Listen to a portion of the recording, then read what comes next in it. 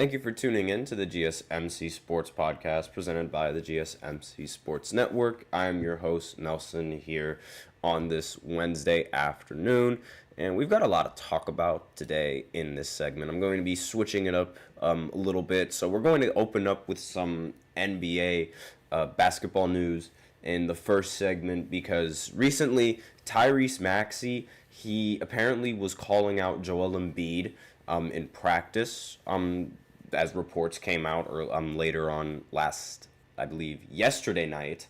So we're going to go ahead and talk a little bit about that and my thoughts on that. And then in the second segment, we're going to continue our NBA basketball talk because Russell Westbrook became the first player in NBA history ever to record 200 triple-doubles, something that's never been done before in the history of basketball. And we're going to talk about that in the second segment. Then in the third segment, I'm going to expand my palette, and we're going to talk about college football and the playoff expectations. So we're going to look at the rankings for college football, and we're also going to look at where each team stands in the brackets for college football. So it's going to be a little bit it's a little bit of a broad topic, and I'll just go ahead and I'll give my opinions and what I think, or maybe if I don't agree with the college football standings and the college football playoff rankings, because it's a relatively new thing. I mean, the college football playoffs, it's never happened before, so we're going to go ahead and talk about that in the third segment. And then in the fourth segment, we're going to do a quick NBA in-season tournament recap because the games took place yesterday. There were a lot of great performances to highlight. I mentioned one of them, but that's going to be the talk of the second segment. Before I begin, I'd like to remind everybody that there's also a special fifth segment at the end of the fourth segment, so be sure to stay tuned for that, as well as the fact that we love to hear what you guys have to say during the show, whether you guys have a hot take, whether you guys have a burning question, or just anything that you're dying to share. We're all ears. If you really want your comment and or question to get noticed, then I recommend using Super Chat. You just click on the $sign below the chat box, and you can send in your comments and or donations that way. Or you can use the link displayed below the ticker on every show segment, gsmcpodcast.net, and you can send in your comments and or donations that way. They really help the show. They make it much more interactive between myself and you guys. So with that out of the way, let's go ahead and get into this talk of the Sixers right now. So far, the Sixers, they've been absolutely horrendous. I mean, everything that can go wrong with the Sixers is going wrong. So we already know that Joel Embiid is incredibly injury prone and that he chooses to sit out a lot of games because he can. Now there's a little bit of trouble between these two duos in Philly. I mean, it would seem like Tyrese Maxey is growing tired of Joel Embiid and his shenanigans. So now this not only is a problem for the Sixers, but this now inspires some trade rumors going into the Sixers and their season, which is another distraction that I don't think they can afford. Right now, the 76ers are 2-11. They're tied with Washington Wizards for the worst record in the conference and one of the worst records in the entire NBA right now. And Joel Embiid has been limited, of course, to 3 games because of injury and suspension for allegedly shoving a Philadelphia reporter. But how do I say this? The Embiid has not been nearly as good as what a lot of people sort of expected him to be. I mean, he's only averaging 16 points, and I say only because we're used to him averaging around 30 or 30 plus points per game, and now we're sort of seeing the regression happening very early in the season. He's been very lazy both on and off the court, and Tyrese Maxey called that out. So it was reported on Tuesday that Tyrese Maxey challenged Embiid to be on time to team activities. So not only is he inactive, but he's also not on time to participate with the team. And this was during a team meeting. And this is the attitude of a player that it does not deserve, it's not an MVP type attitude. And it's not an attitude that I think should be able to last this long in the NBA. Like, how is it that you're late? How is it, especially now that you're late? I mean, your legs work, and even if your legs didn't work, you could pay somebody to drive you. It's not a big deal. I don't understand why he's late to practice of all things and late to team activities. Not playing games is one thing, but being late, I mean, I'm sure Maxey is calling him out because Maxey is also dealing with an injury, and I bet you Tyrese Maxey is on time. I have no idea whether or not he is, but the fact that he's calling out Joel Embiid for not being on time should indicate that for more often than not, he is on time. And looking at Joel Embiid and his stats, I mean, I don't know how he was able to win the MVP last year, in 2023. I really don't know, but I digress. Now, according to Bovado Sportsbook, there are now more teams that have huge chances of being able to land Joel Embiid, given all the tension that's going on. But the real question is that really possible? And, like, could that happen? I mean, the Pacers, they seem to be the new betting favorites to acquire Joel Embiid. They're also followed by the New York Knicks for some reason, and the Brooklyn Nets. Now, I don't know why the Knicks would ever want to trade for Joel Embiid. I genuinely don't think that's going to happen. I also don't think the Pacers are going to want to trade for Joel Embiid. I mean, they could, but I don't think that's going to happen. I genuinely don't think teams are going to take a chance on somebody like Joel Embiid. I mean, he is a talented player when he's healthy, but clearly there are some other off-the-court issues that are going on with Embiid, and I'm not entirely sure if teams want to put up with that, on top of needing to put up with the fact that he tends to get injured a lot. And when Tyrese Maxey challenged him, instead of accepting this from Maxey, he instead deflected over to the issues of Philly on the court. Again, I wasn't in the meeting, so I have no idea, but these are what the reports are saying. So when Tyrese Maxey called him out, instead of taking the criticism like everyone sort of expects him to, being the star player, he instead completely deflected over to the issues that Philly has on the court. Now, I don't know about you guys, but the stuff that Philly does on the court has nothing to do with whether or not Joel Embiid is on time for practice or not. It's like, if you have a job and you have a shift, obviously you do not want to consistently be late. I mean, I know with my job, I don't want to be late to to any of the things that I have to do. And particularly with this, I don't like being late. I just get held up in meetings, so it's not really my fault. And I do get passes for that. But again, like, this is sort of this is ridiculous. I mean, you have to be on time. There's nothing stopping you from being on time. And again, this Philly team has been losing so many times, and it's not like they're really getting anywhere. This is only going to make the team worse. And a person involved in the meeting told ESPN that Tyrese loves big fella, but this is the elephant in the room. And obviously, he needed to address it. But this right here from Maxey is the sign of true leadership. Like, trying to hold other players accountable. And Joel Embiid is just, like, because you expect this talk from Joel Embiid. He is the leader. Actually, no, you don't really expect this talk from Joel Embiid, despite the fact that he is a leader, and that he is the best player on the team. But even then, that title for best player on the team isn't really looking all that great.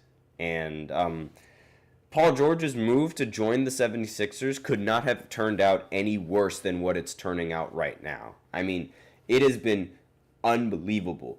And so, according to this ESPN report, Embiid accepted the messages sent in the meeting, but he stated that he is sometimes confused about what the 76ers are attempting to execute on the court. So, see, it's a whole it was a whole deflection of what was going on and what was being addressed to him, and I don't like that whatsoever. I genuinely don't.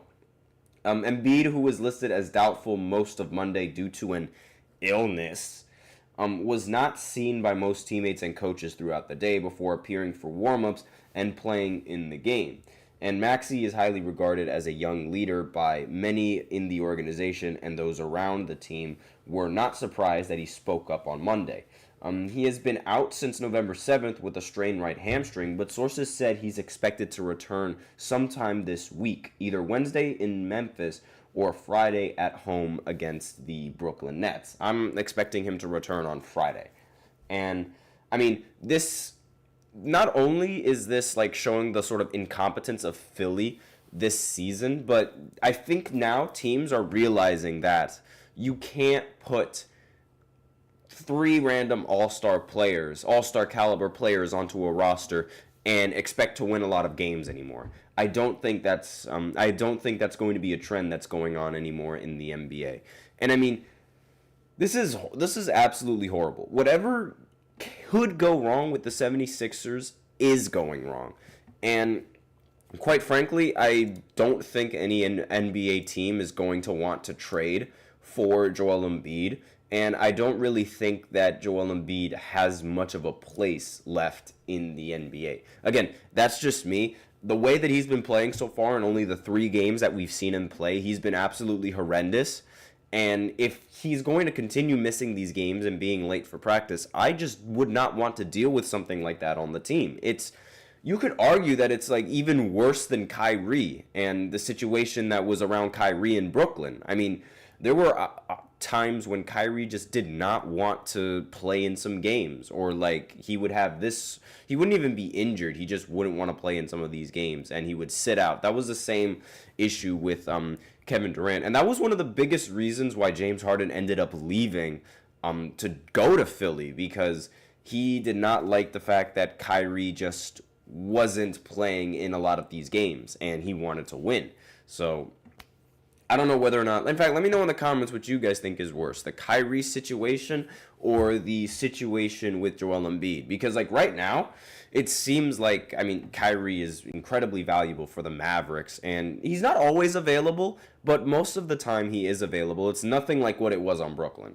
But I digress. So that's it for the first segment. So now we're going to go ahead and go into the second segment where we talk about Russell Westbrook and his ridiculous triple-double record that he ended up breaking last night, excuse me. So I'll be right back after this short break. Be sure to stay tuned.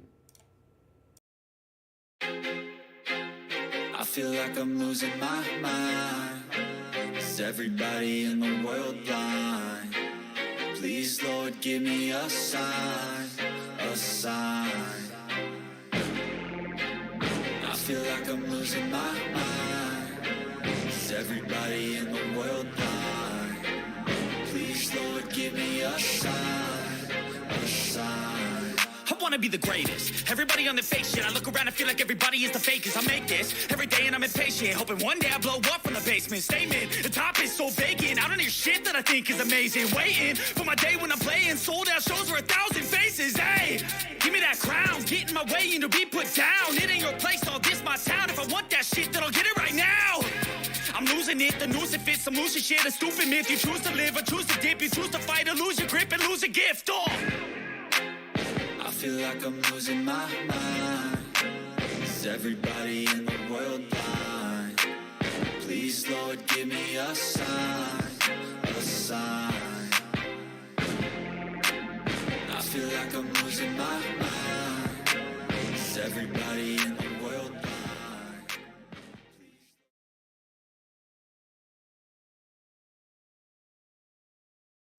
And we are back with the second segment of the GSMC Sports Podcast, presented by the GSMC Sports Network. And in this second segment, we're going to be looking at Russell Westbrook and his historic NBA record that he recently just broke. And before I begin, I'd like to remind everybody that we love to hear what you guys have to say during the show. Whether you guys have a hot take, whether you guys have a burning question, something that you've just been dying to share, we're all ears. If you really want your comment and or question to get noticed, then I recommend using Super Chat. Just click on the $sign below the chat box, and you can send in your comments and or donations that way. They really help the show. And if Super Chat's not really your thing, you can always use the link displayed below the ticker on every single show segment, GSMCpodcast.net. You can send in your comments and or donations that way. And again, it really helps the show, makes it much more interactive between myself and you guys.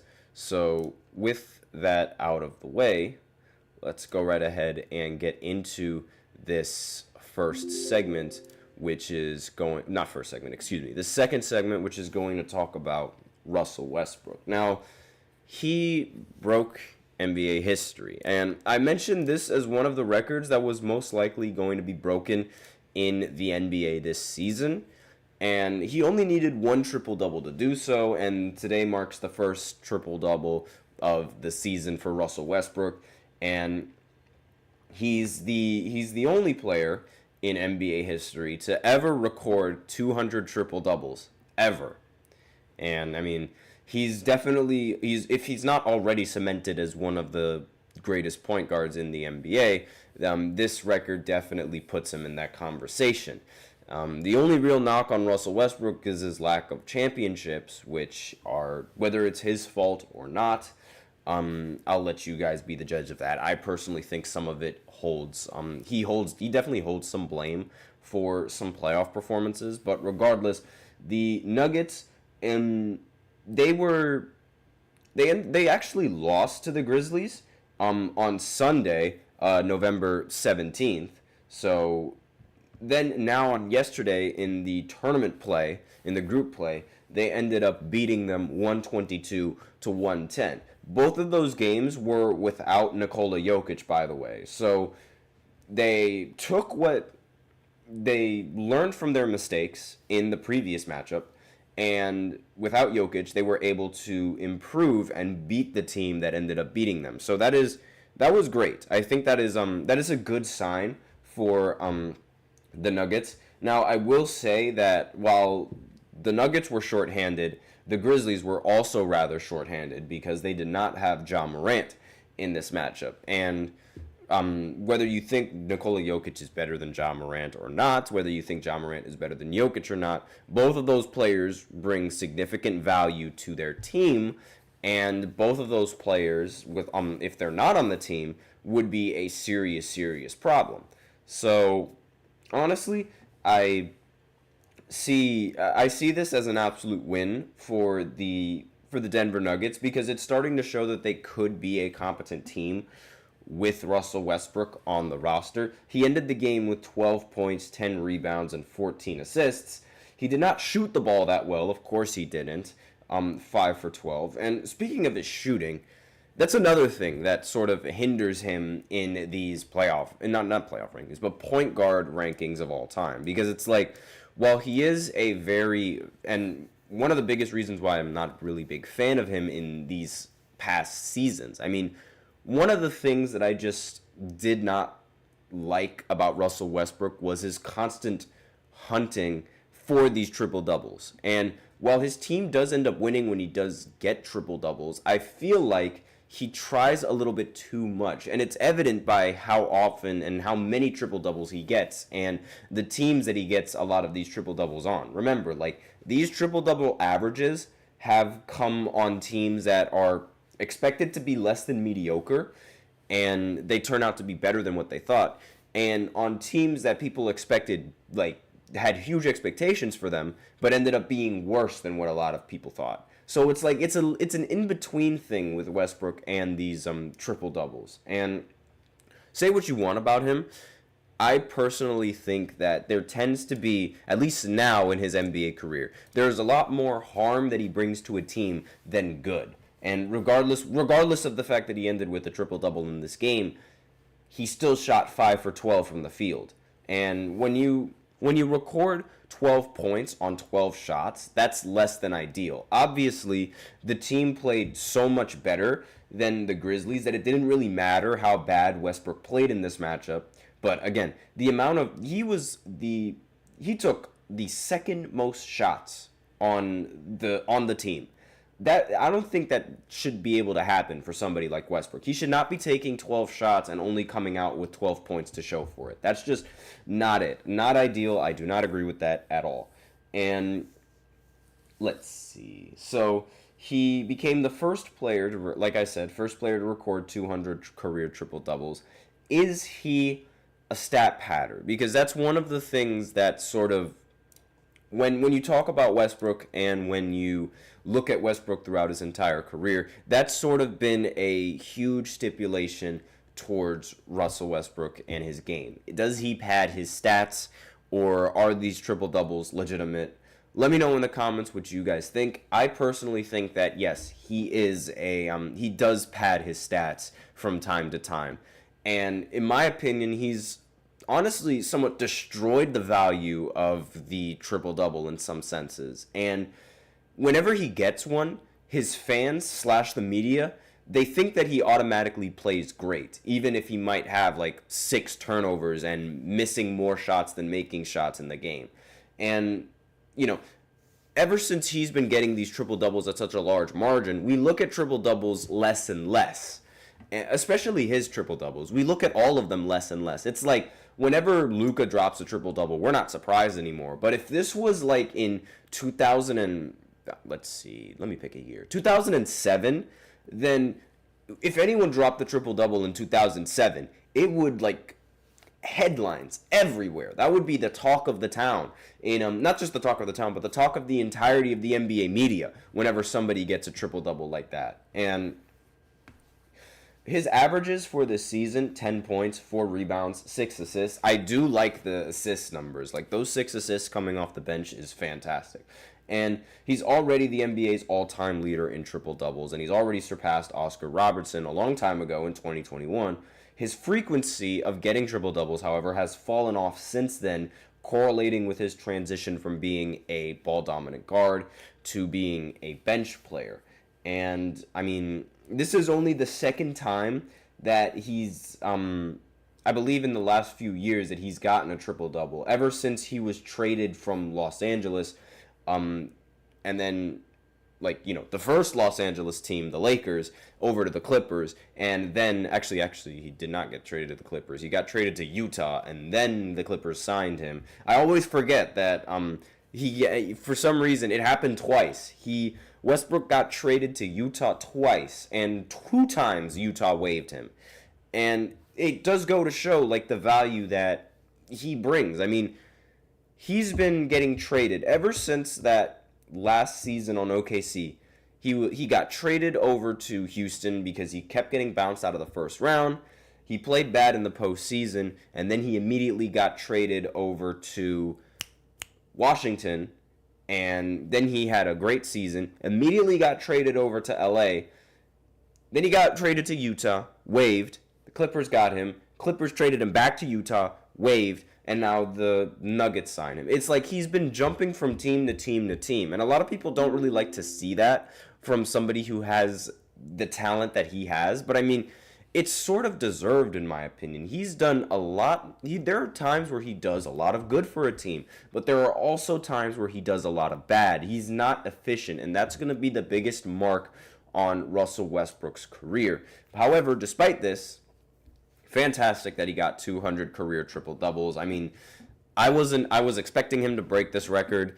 I knew he was going to break this record. I did not expect James Harden to pass Ray Allen before Russell Westbrook ended up breaking this record, however. I mean, I thought that he only needed 1 triple-double to get 200. I expected Russ to get it way before that, but he was just terrible in a lot of the games with the Nuggets, especially in the beginning of the season. But hindsight's 2020. Congratulations to Russ for that. And now we're going to go ahead and go into the third segment, which is going to be a little bit different. We're going to be looking at the college football power rankings, and well, not really the power rankings, but we're going to be looking at the poll for the top 25 teams in college football right now. So I'll be right back after this short break. Be sure to stay tuned. Looking for your daily fix of sports talk without having to pay for it? GSMC Sports Network is available on YouTube. Just search GSMC Sports Network. Get your fix of daily sports talk shows on YouTube, absolutely free. NFL, college football, NBA, MLB, MMA, UFC, fantasy football, and so much more. GSMC Sports Network has shows running all day long, with new sports shows starting every 2 hours. Just like on your favorite cable sports channel, except GSMC Sports Network is absolutely free. Just search GSMC Sports Network on YouTube to catch one of your new favorite shows, like the GSMC College Football Podcast, Chip Shot Football Podcast, Hoops and Heels Women's Sports Podcast, GSMC Basketball Podcast, and so many more. Check it out for yourself. GSMC Sports Network, now available on YouTube absolutely free. Search GSMC Sports Network on YouTube right now. And we are back with the third segment of the GSMC Sports Podcast, presented by the GSMC Sports Network. And in this third segment, we're going to be looking at college football. Now, this is the first time that I'll be covering college football in this podcast. I've never had to do that, but I do follow college football a lot. I love watching football. I love watching all of these games, and college is definitely one of the more... If I had to pick between like the NFL and college, I think I would pick watching college because it's more exciting. And while some of these games do tend to be a little bit boring, especially when ranked teams go up against unranked teams, like...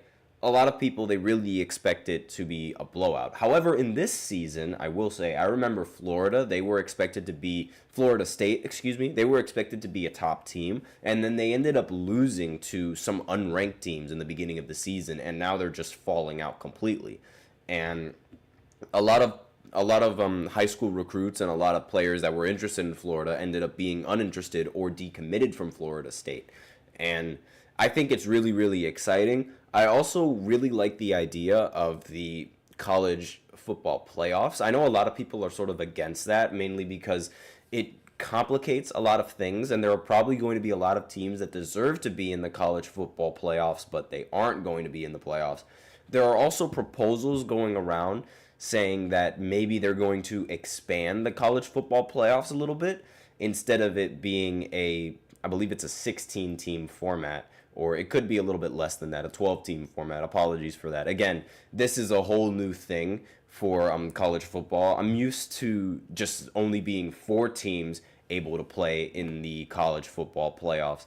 And honestly, the way I see it, I think it's great. I mean, this gives other teams a chance to compete for a natty title, and a lot of people, they also don't like it that it gives other teams a chance, because this makes it a possibility for teams that have maybe like 2 losses on the season to make the playoffs, just because of the conference group that they're in, whether they're in the SEC, whether they're in the Big Ten, or whether they're in the Big 12, or any other conference like that. So a lot of people, they have a lot of problems with this. But aside from that, we're going to go ahead and I'm going to do my best to look at these lists. Now, let's see, will it open up? Yes, it will. So the first few teams on this list, well, the first team that you can see on this list is Oregon, and the Ducks, they're fantastic. I mean, they're 11-0, and they have an incredible roster, an incredible offense. They did not really have a good offense against Wisconsin. They won, but they did win 16-13.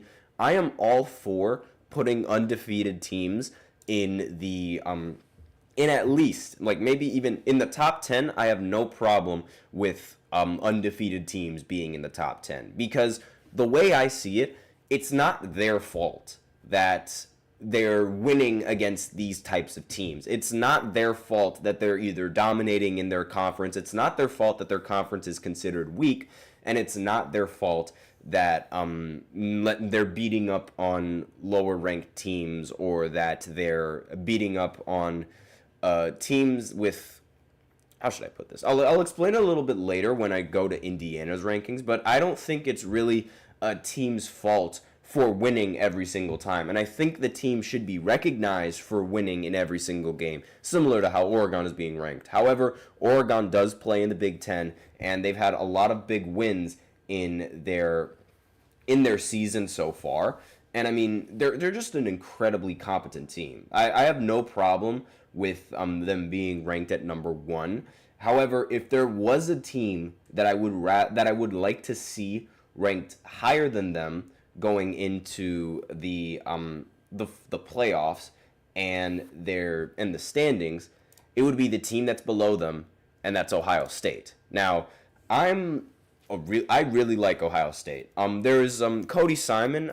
He used to play football at my high school, and he's the captain for Ohio State, one of the best linebackers on the team. In fact, the best linebacker on the team. He was rewarded the number 0, and for those of you guys who don't know, the number 0, wearing number 0 is a huge honor for Ohio State because, again, it looks like the O in Ohio State, the number 0. The font of it looks like an O. So that's a huge honor, and I'm very happy to see that Ohio State is playing as good as they are. They do have one loss in their conference. However, that does not take away from the fact that they are one of the more competent teams in the entire Big Ten. And, you know, for Oregon and, like, their standings, they did beat Ohio State, and that was the one team that Ohio State ended up losing to when playing in the Big Ten. And that's a big reason why Oregon is ranked higher than Ohio State. And depending on how Oregon closes out the season, I mean, the only ranked teams really that they ended up playing at the time, I believe it was Michigan, the Fighting Illini, and let's see, let me just go around. I mean, they ended up beating Boise State, and Boise State is ranked right now. So again, these are just some huge wins. They have it all. And with Oregon. And with Ohio State, that's the same thing. Again, they only really lost to Oregon, which is the top team, so I don't see a problem with them being ranked at number 2. Texas, again, another team I don't really see a problem with being ranked at number 3. They are an SEC team. They're one of the most difficult conferences in all of football right now. And not only that, they also have some big wins in this season. And same thing with the teams ranked below them. I mean, Penn State, I mean, they don't really... Again, they're in the Big Ten, so that's one of the big reasons why... Get it? Big Ten, big reason. That's one of the reasons why they're ranked so high, and it's not really their fault that they're in the Big Ten, but they're winning these games, and I don't have a single problem with either one of these teams or their rankings. And Texas, they ended up beating Vanderbilt, a team that beat Alabama, so it's clear that Alabama wasn't on their A game in that game. I will say that they did lose to Georgia, but Georgia has been having a little bit of a rocky season. They did beat Michigan, however. They actually destroyed Michigan in week 2. So I don't really have a problem with Texas being ranked over here. Same with Penn State, and it's actually really difficult to do this in the short time that I have in explaining a lot of these things. I really thought I'd have a little bit more time, but Penn State and the way that their schedule has been looking, they've been beating a bunch of competent teams as well. They did lose to Ohio State, which was the only sort of knock on their solid season. And they did beat the Fighting Illini when they were ranked 19th, and they've just been dominating in their conference, in their division. Now, the team that a lot of people are sort of questioning right now is the Big Ten in Iowa. That is like a really... Actually, no, not Iowa. Excuse me. Indiana. That's what I meant to say. Indiana. The Hoosiers, really, the biggest win that they had in this season so far, like, again, Michigan, they did not beat Michigan when Michigan was ranked. Michigan is 5-5 right now. So, I mean, it makes total sense that they...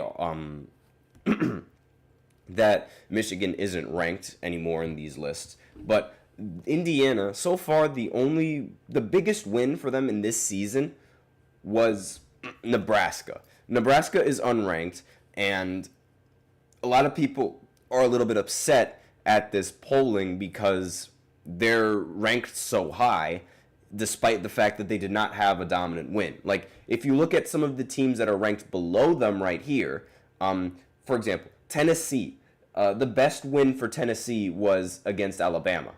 And that makes sense that they're ranked in the top 10. Ole Miss's best win was against number 8 Georgia. Georgia's best win was against number 3 Texas. Alabama's best win was against number 8 Georgia. And Indiana, they're ranked higher than all of those teams, but their best win was against Nebraska. And the reason why this is a problem is because it's like, it could affect playoffs and the standings in the college football playoffs. But aside from that, they've been dominating in their conference. It's not their fault that they have been winning games, and it's not their fault that the matchups that they have tend to be a little bit in their favor. It's just not their fault. Again, they're 10-0. They should be rewarded and they should be recognized for being 10-0. I don't have a problem with that, but again, I can see why a lot of other people, when they're looking at these rankings, they're going to have a problem with that. And the Notre Dame Fighting Irish, they're at number 6, just ahead of Alabama. I don't know if I really agree with that, honestly. I don't think they should be ranked a little bit higher than Alabama. And Alabama being ranked higher than Georgia, that makes complete sense. Ole Miss being at number 9 over Tennessee. Tennessee did end up losing to Georgia, so it makes sense why they're here. Miami, they had a bye week, but they did lose to Georgia Tech. And honestly, having them ranked at number 11 is rather generous in my opinion. Boise State, another team that's been rather dominant in their conference and has just been absolutely incredible with their running back. SMU, again, no real problems with this. BYU, they did end up losing to Kansas. They were ranked really high in the standings so far. And Colorado being ranked at number 16 is just another thing that's been a little bit of a surprise. And Shedeur Sanders has been phenomenal. He might be the future quarterback for the Giants. I don't think he's going to be the future quarterback for the Giants because I don't know if Deion is going to approve of that. One of the biggest surprises, in my opinion, for this college season is the Army being ranked, not only being ranked, but also being 9-0. And they're going to play against the Fighting Irish and Notre Dame. If they're able to beat the Fighting Irish, then Notre Dame is probably going to drop down all the way to maybe, let's see, where would I drop them? Probably down to 15, and the Army might move all the way up to, I'd say 13, like just about. I think that's about a solid, it depends on how much they win by, obviously, and whether or not they win. But the Army being 9-0 is very surprising. It's very, very surprising. And South Carolina, I'm surprised they're ranked this high despite the fact that they're 7-3. But then again, the rest of these teams, they don't really play in as difficult of a conference as South Carolina. And they haven't really had as much dominant wins. I mean, Tulane, they ended up beating the Navy 35-0, which is absolutely ridiculous. But again, the Navy has sort of regressed back to what we were expecting them to regress into. The Fighting Illini being 24. I love that name. I love saying the Fighting Illini. They play Rutgers in the next game. I really, really hope that Rutgers ends up winning. As you know, I'm from Jersey, so of course I want Rutgers to end up coming out on top. And let's actually look at the football playoffs. Let's see how this looks. So, all right, let me just unzoom out from this screen real quick. Just give me 1 second as I adjust the zoom on this. And yeah, you can't really see the entirety of the screen, but you can see the important teams and you can see just how the standings are going to look like. So as of right now, Oregon is going to have the number 1 seed. There's going to be 4 teams with a bye week, and those 4 teams are going to be Oregon, Texas, Miami, and Boise State. And now the reason why you saw in the rankings before Boise State was only ranked here at number 12, why are they getting a bye week? It's because they're dominating in their respective conference, and that makes sense. And Ohio State being at number 5, it makes sense as well because they're beneath Oregon in the Big Ten and in their standings. Same thing with Texas and Alabama. Texas and Alabama, they are both in the SEC. Same thing with Georgia as well. All 3 of those teams are in the SEC. However, they are not dominating in their conference as much as Texas is. especially Georgia. I mean, Alabama, you can make an argument for them, but again, Texas being ranked at number 2 in these first round matchups and in these playoffs, it makes total sense to me. I don't expect Indiana to be able to make the football playoffs towards the end of this, but regardless, it makes sense. This team is most likely going to be filled with Big Ten and SEC teams towards the end of this, because those teams are just really, really good. And Diggs, by the way, hey, what's up? Nothing much. Just looking at college football because I'm really excited for these playoffs just to see how it goes. I don't expect the Fighting Irish to be in the college football playoffs. Depending on whether or not they win in this week, I don't really see them making it to the playoffs. However, this is a very big thing. Money is going to be a very huge influence on this, and there is a good chance that Notre Dame makes it solely because Notre Dame draws in a lot of fans and they draw in a lot of viewers. Like, regardless of how good or how bad they are, they always draw in a lot of fans, and it would make sense to have them in the college football playoffs because a lot of people will tune into this game. And I mean, especially if it's a game against Alabama, like that would be a fun game to watch. I think in this matchup between BYU and Ohio State easily just destroys the Cougars. I also don't really see Ohio State losing to Boise State either. But again, those are just my thoughts on that. And we are well over the time on this. I apologize for that. It's college football. It takes a lot of time to explain a lot of these things. And I'm doing it to the best I can with the little time that I have.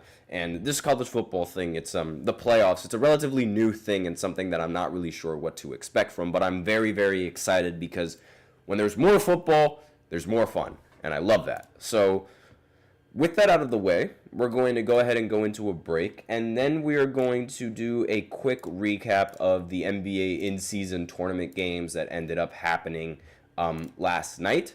So I'll be right back after this short break, so be sure to stay tuned.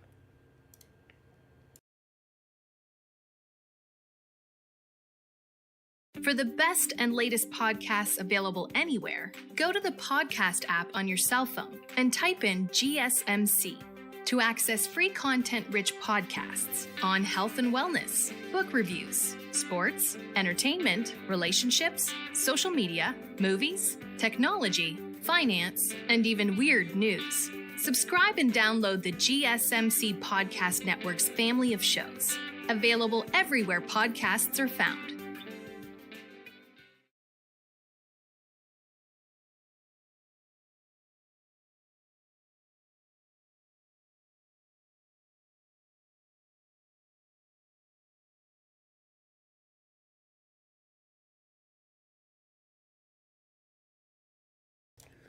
And we are back with the fourth segment of the GSMC Sports Podcast presented by the GSMC Sports Network.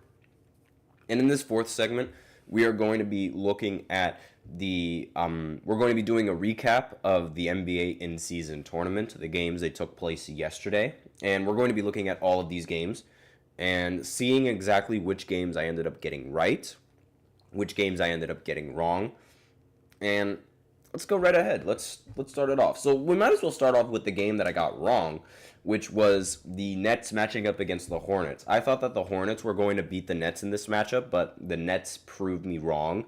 They seem to be a much better team than what I gave them credit for. But then again, the Hornets, they aren't much of a competent team either, so, And not only that, LaMelo, he did not play well in this matchup at all. He only played 24 minutes in this game, and he shot 3 for 13 from the field with 12 points. So not a very good performance coming in from LaMelo. They did have a solid performance coming in from Brandon Miller with 29 points, and Miles Bridges as well getting 21 points. Again, I thought the Hornets were going to come out on top in this game, but they did not, in large part because Cam Johnson decided to turn into Kevin Durant and drop 34 points, 4 assists, and 5 rebounds, going 11 for 20 from the field and 6 for 12 from 3. Very solid performance coming in from Cameron Johnson. Was the only player to get more than 20 points in this matchup, but aside from that, everyone else played very well. There was no Cam Thomas in this game, So obviously someone else had to step up in the scoring. Ben Simmons, career high 10 points. That's just a joke, by the way. He has, I believe his career high is somewhere in the 40s, which is incredible. And let's see. Jalen Wilson, he ended the game with 17 points. Dennis Schroeder ended with 14 points and 12 assists. So he's been diming everybody up in this season so far. He's been playing pretty solid. I will say pretty solid. Again, these aren't all-star numbers, 17 points per game, 6 assists, and 3 rebounds. But again, they're very solid numbers. And everyone on the team for Brooklyn, they played very well. They shot 43% from 3 as a team compared to Hornets shooting 54% from 3. It was a very close game. Again, they won 116 to 115. So it was a very, very close game through and through, except in the first quarter when Charlotte just completely destroyed Brooklyn. But aside from that, that was the game that I ended up getting wrong. And I think another game that I ended up getting wrong was the Cavs beating the Celtics. Now, I did say that if there was any game that the Cavs were going to drop in this week, it was going to be against the Celtics. And turns out the Celtics ended up dropping them. And it seemed like the Celtics were going to blow them out after the first half. But then the Cavs, they sort of clawed their way back, and ultimately they ended up winning in the end. Lil Fettuccini's in the chat. Should the WNBA do an in-season tournament also? No, not yet. They should not do an in-season tournament because there are already NBA fans who don't like the in-season tournament. And not only that, the WNBA in-season tournament is most likely going to be a lot smaller than the NBA in-season tournament naturally because there are fewer teams in the WNBA. And maybe in the future, if the WNBA expands and if they get a lot more viewers on a majority of their games, then maybe they'll do an in-season tournament. But that also requires a lot of funding. And I'm not entirely sure if the WNBA has enough funding for that. I mean, even with the best season in the history of the WNBA in terms of viewership, they were still losing money. And NBA executives are getting tired of this because it's like, how do you mess up that season? A big reason is that they could not get enough viewers to watch the playoffs. So if they can't get enough people to watch the WNBA playoffs, then I don't know what the expectations are for people to watch an in-season tournament, which is something that NBA fans are already split on. Some people don't really like the in-season tournament. So I don't know. I don't think they should do that. Not now, at least. But going back on the Cavs and the Celtics, the Cavs, they dropped this game. They lost 117 to 120. Jason Tatum had a ridiculous performance, 33 points, 12 rebounds, and 7 assists. Jaylen Brown was a little bit quiet in this matchup with 17 points, but he has a very good starting lineup to pick up the slack. Derek White ended with 19 points. He played 42 minutes in this game. Absolutely incredible. And Al Horford, he had 20 points on 7 for 11 shooting from the field. So again, another incredible stat. Now, again, everybody else on the Celtics, we know the Celtics roster. The Celtics roster, they won the championship last year. They're a very, very competent team. And the Cavs, this season, they're also a competent team. Donovan Mitchell, he ended with 35 points. But a big reason why they ended up losing was because Darius Garland forgot how to shoot. And he ended the game with only 8 points and shot 3 for 21 from the field. It was absolutely pitiful. But again, this is sort of the expectation from the Boston Celtics and their defense. They have incredible perimeter defenders, and obviously they had, Garland, I don't know what was going on with Garland, whether he was spooked or whether he was just having an off night, but this was a very, very bad shooting night from Garland, and a big reason why the Cavs didn't win in this game. So I don't really expect them to slow down. I don't expect Garland to continue playing this inconsistent. But again, just a really, really bad performance and a big reason why the Cavs ended up dropping this game. But aside from that, I basically got every single other team in the in-season tournament right. I predicted that the Mavericks were going to end up beating the Pelicans. They ended up destroying them. Luka Doncic, Kyrie, and Klay Thompson ended up playing in this game. Luka ended with 26, Kyrie ended with 18, and Klay Thompson finally had a great game, ended with 19. Again, 19 points is a great game for Klay Thompson now. He went 5 for 9 from 3, and 6 for 15 from the field. Again, rather inconsistent from what I'm used to, but this is Klay Thompson, and he's way past his prime now. But just a solid performance, what I expected from the Mavericks to do. Brandon Ingram, he did not have 20 points in this game. Nobody had 20 points in this game for the Pelicans. And not having Zion Williamson, not having DeJounte Murray, and not having CJ McCollum on the roster would definitely lead to a result like this. They've been very disappointing so far in this season. And part of that is because of injuries, but again, best ability is availability. Now, the Lakers, they ended up beating the Jazz. What else is new? But the biggest shocker in this game was Dalton Knecht. He ended the game with 37 points and hit 9 3-pointers. This ties a rookie record for most 3-pointers, and he shot 9 for 12. Very consistent, 12 for 16 from the field as well, incredibly consistent. It's amazing how he dropped all the way down to the 17th pick in the draft, mainly because he was considered too old. And if you want to see old, I mean, look at LeBron. And really, this goes to show that some of these GMs, they really, really, really have no idea what they're doing sometimes. I mean, there are so many rookies in this draft class that have been absolutely awful for these teams. Zachary Resacher is one of those rookies that's been terrible. Alexander Czar, another rookie that's been less than mediocre in this season. The only real bright side to Zachary Resacher are his blocks. And even then, you got drafted number 2 overall. I expect you to score the ball. I don't expect you to just do anything but defense. You got to score the ball. Not only that, there was also, hold on, let me see. What's his name? Tijane Salon, that was drafted with for Charlotte. I believe he was the 6th pick in the NBA draft. And he's just been less than mediocre. In fact, he's been really, really bad in this season. And honestly, the fact that Dalton Knecht was drafted below every single one of those guys is very, very shocking.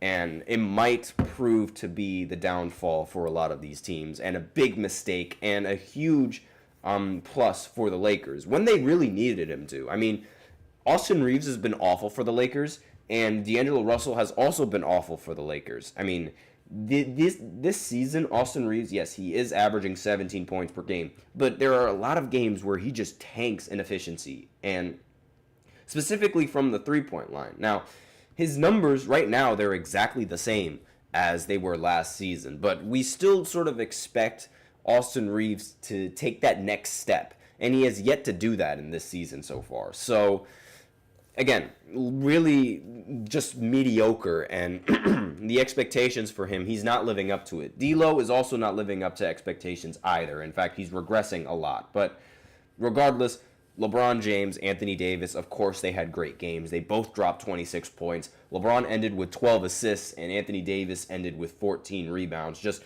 an incredible game coming in from both of these players.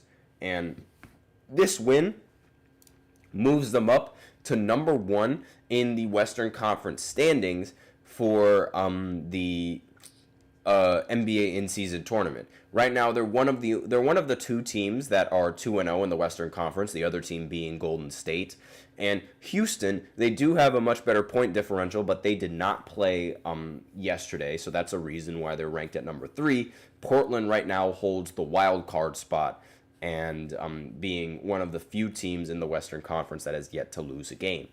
And in the Western Conference, it's very, very competitive, but, they've been able to make that work. And especially the Lakers. I mean, the Lakers, they've shocked everybody this season. I mean, I wasn't shocked just by judging off of JJ Redick and his IQ for the game, but again, very, very solid performance coming in from the Lakers in this matchup. The Nuggets, I already mentioned, they beat the Grizzlies with Russell Westbrook, and the Thunder, they ended up getting upset by the Spurs without Victor Wembanyama. I picked the Spurs to win in this matchup. I was not expecting Victor Wembanyama to not play in this matchup, but regardless, Chris Paul, he ended up hitting the dagger 3 that sealed the win. And while the Thunder, they had some great solid performances from SGA, 32 points, and Jalen Williams, 27 and 10 rebounds, it wasn't enough to go up against the Spurs. And excuse me, despite the fact that the Thunder did not have a center, they were still somehow able to out-rebound the Spurs, which is it's very confusing how that happens. But again, a win is a win. The Spurs, they ended up winning. I was right. I wasn't right with how they won, but I was right with the fact that they won. So that's all that I have for this fourth segment. So now we're going to have to quickly go into the fifth segment because I've wasted a lot of time and go into the NFL Power Rankings. I did not expect these segments to be so long, but I'll be right back after this short break, so be sure to stay tuned.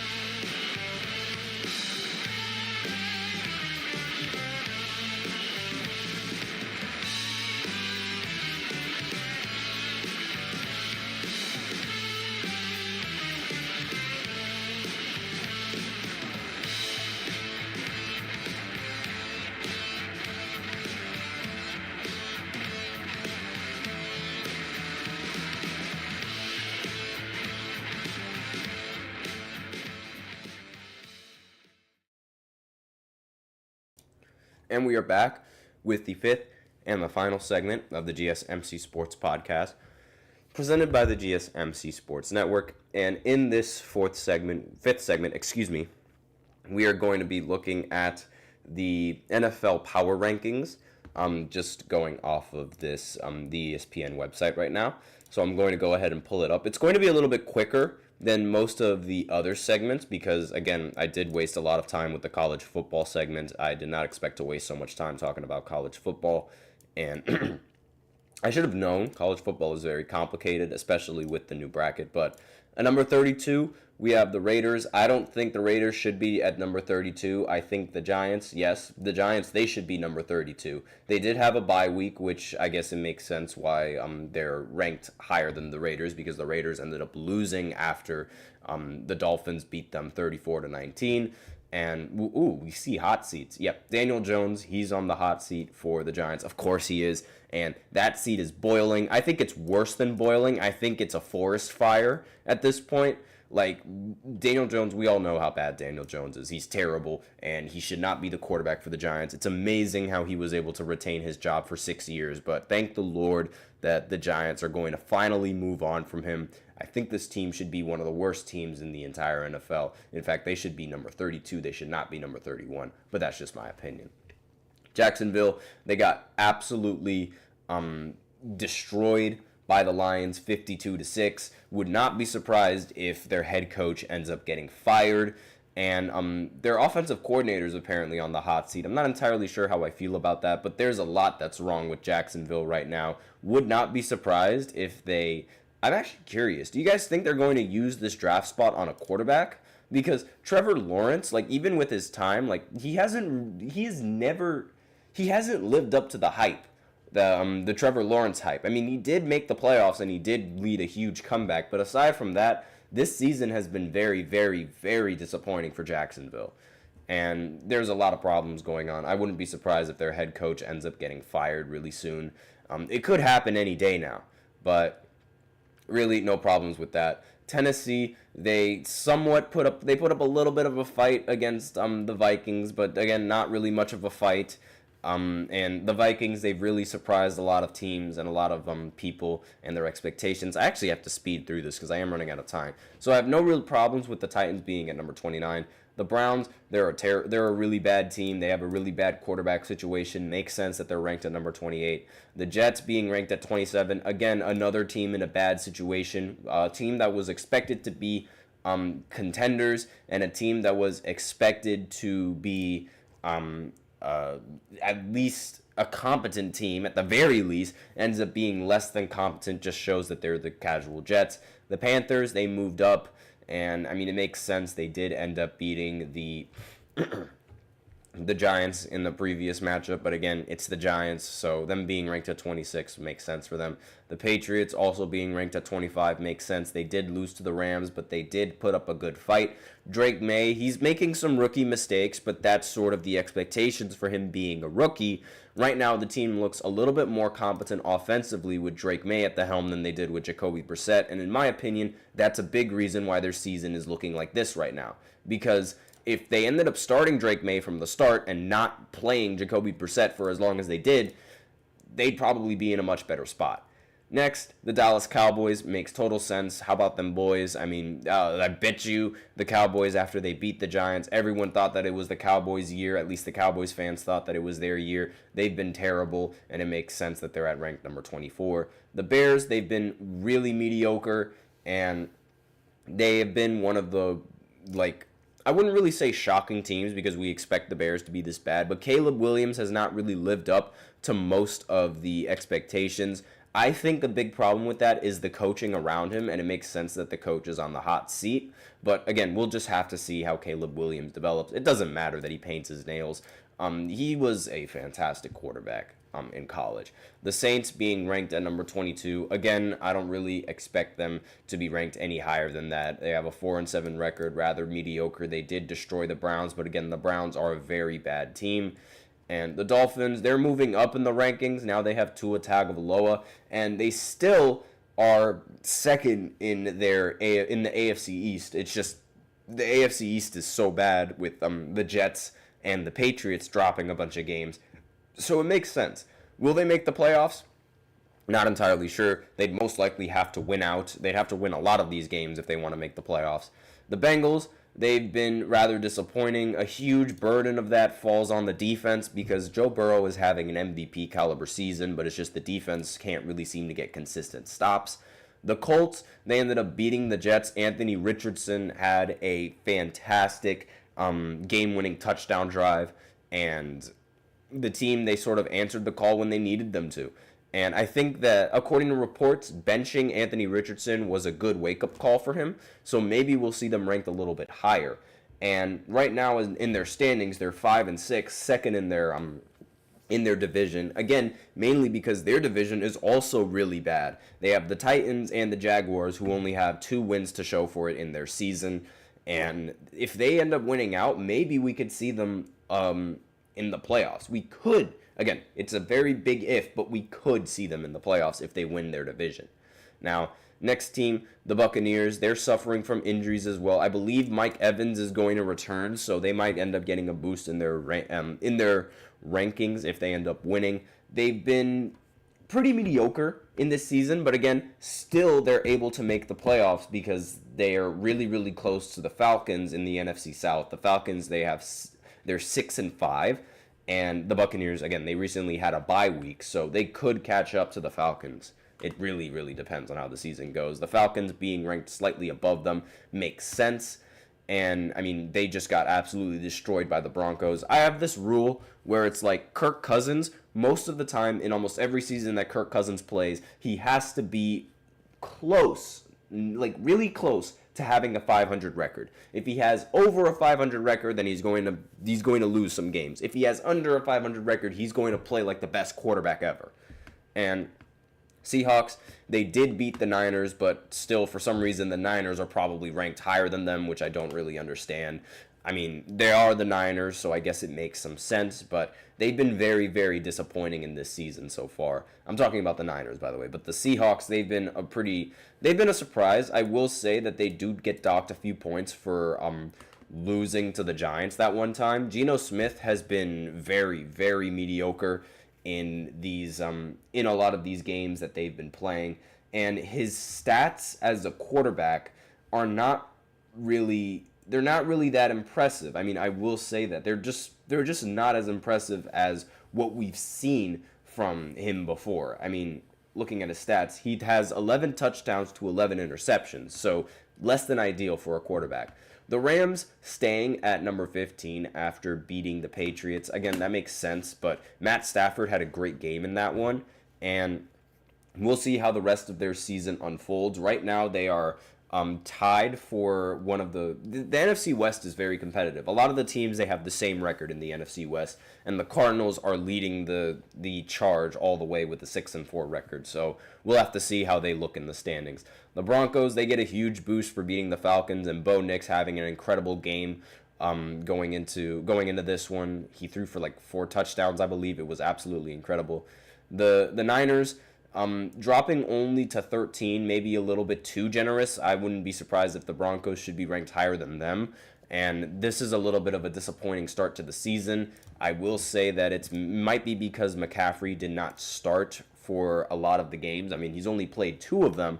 But again, he has not been a very good player so far in these games, but we sort of have to ease into it. Deebo Samuel has also been less than mediocre. Brandon Ayuk has also been less than mediocre than what we saw from last year.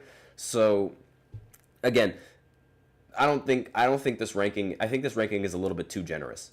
Houston, they end up destroying the Cowboys, and they are suffering from a lot of injuries, specifically at the wide receiver position. And, I mean, we'll see sort of how their season unfolds. They could end up bottoming out and losing in their division, but right now they lead the division, so don't really have a problem with them being ranked at number 12. The Cardinals, again, they drop despite the fact that they did not play a game, but that makes sense. If you don't play a game, obviously you're going to end up dropping. No problems with them being ranked this high. The Commanders, they lost to the Eagles, a division rival, and makes total sense that they ended up dropping from 7 all the way to 10. They've been a very big surprise in this season. The Chargers, they move up after beating the Bengals, and again, this Chargers team, the coach, Matt Harbaugh, fantastic, absolutely incredible in these in his job with the Chargers, has sort of changed the culture from a mediocre team to a winning team. So no real complaints at them being ranked at number 9. The Packers, they ended up beating the Bears. They get moved up, and they're 7-3. Despite being 7-3, they're only 3rd in their division, but their division is very tough, having the Vikings and the Lions. Speaking of the Vikings, okay, they're not ranked higher than Baltimore. It does not make any sense. Baltimore lost to the Steelers. I mean, that's always a stain on Lamar Jackson and his career so far. He's just unable to beat the Steelers. And the Steelers, I'm not surprised that they're winning these games. I mean, I expected them to be positive. I did not expect them to be this positive this early, however. But win is a win. They ended up beating the Ravens by just field goals, so maybe that's why the Ravens dropped so much. And I don't really think that they're a worse team than the Vikings, however. I think the Vikings are worse than the Ravens, but aside from that, they did end up winning against the Titans. Again, a less than mediocre team. The Steelers, they're up here at 5, makes total sense. They're 8-2, and they're just a team that gets wins. They're a team that's able to win the game, and it's like it doesn't matter how they do it, they win. And then the Eagles makes total sense. They're one of the better teams in the entire NFC. They beat the Commanders, and they hold the top spot in the NFC East, so it makes total sense that they're ranked this high. The Bills, surprisingly not being ranked. The Chiefs are still ranked higher, despite the fact that the Bills ended up beating the Chiefs, which makes no sense to me. I think the Chiefs should be ranked at number 3, and the Bills should be all the way over here, but I digress. And of course, the Lions, they have the best record in all of the NFL right now, aside from the Chiefs, who are 9-1 as well. But again, this is sort of the expectation. The Lions, they've been fantastic this season, and beating the Jaguars 52-6 is definitely going to put you in that top spot. But again, I don't think that the Bills should be ranked lower than the Chiefs because they just recently beat the Chiefs. So that's all that I have in this 5th segment, and that is it for the show. Thank you so much for tuning in to the GSMC Sports Podcast presented by the GSMC Sports Network. Your support means a lot to us. Remember to subscribe to the show, leave a positive review. It really does make a difference. We also invite you to follow us on Facebook, Twitter, TikTok, and Instagram for more content and updates. As usual, we love to hear what you guys have to say during the show, whether it's a hot take, a burning question, we're all ears. So if you really want your comment and or question to get noticed, I recommend using Super Chat. You just click on the $ below the chat box, and if Super Chat's not really your thing, then you can always use the link displayed below the ticker. gsmcpodcast.net. And you can send in your comments and or donations that way. They really help the show. They make it much more interactive between myself and you guys. That's all that I have for you guys today on this podcast. Thank you so much for tuning in. I am your host, Nelson, and as always, take care.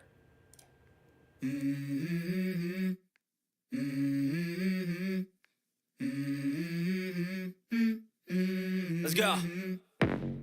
I wake up to a little bit of drool on my pillow, feel like it's gonna be a bad day.